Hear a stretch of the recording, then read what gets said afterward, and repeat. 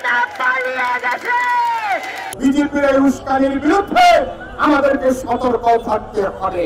এই বিজয় আমাদের ছাত্র জনতার। কোন উস্কানিতে আপনারা পা দেবেন না। গত 16 বছর আমার ধর্মীয় সংখ্যালঘু, জাতীয় সংখ্যালঘু, বিশেষ করে হিন্দু সম্প্রদায়ের ভাই বোনেরা, তারা আওয়ামী লীগের বিভিন্ন পর্যায়ে তাদের দৌরাত্ম মাস্তানির কারণের জন্য নানাভাবে তাদেরকে অপমান করা হয়েছে।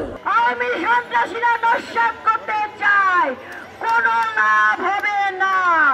হাসিনা পালিয়ে গেছে, ছাত্র জনতার বিজয় হয়েছে, কোনো অপচেষ্টা করে লাভ নাই।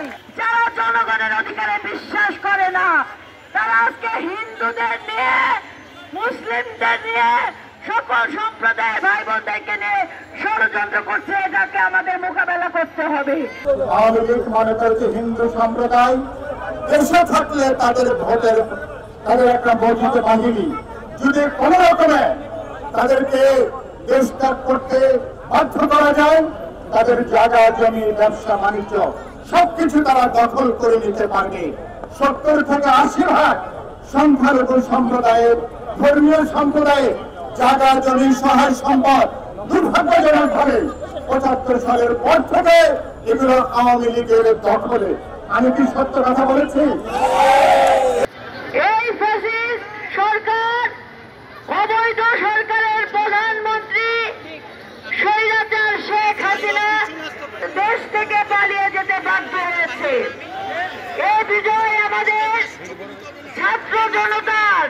বাংলাদেশ একটি অসাম্প্রদায়িক রাষ্ট্র। এখানে হিন্দু, মুসলিম, বৌদ্ধ, খ্রিস্টান সকলে আমরা ঐক্যবদ্ধভাবে সহাবস্থান করি। এখানে সংখ্যালঘুর নির্দেশ দিয়ে আজকে হিন্দু সম্প্রদায়, খ্রিস্টান সম্প্রদায়, বৌদ্ধ সম্প্রদায়কে একটি পক্ষ বানানো ষড়যন্ত্র করছে।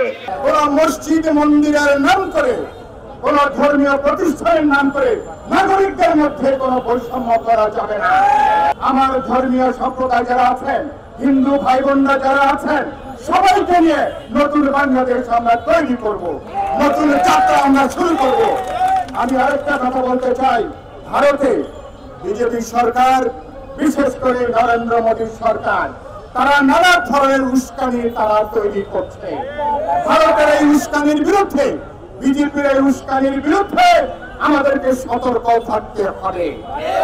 আমাদের বাচ্চারা একদিকে তারা ট্রাফিকের দায়িত্ব পালন করছে, একদিকে তারা মসজিদে মন্দির, আমরা সমস্ত কিছুকে তারা পাহারা দিচ্ছে, পাড়া মহল্লায় তারা পাহারা দিচ্ছে।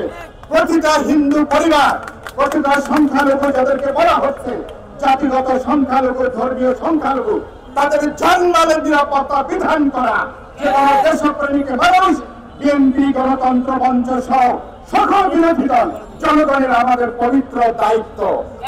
সেই লড়াইটা আমরা ঐক্যবদ্ধভাবে এগিয়ে নেব। কোন উস্কানিতে আপনারা পা দেবেন না।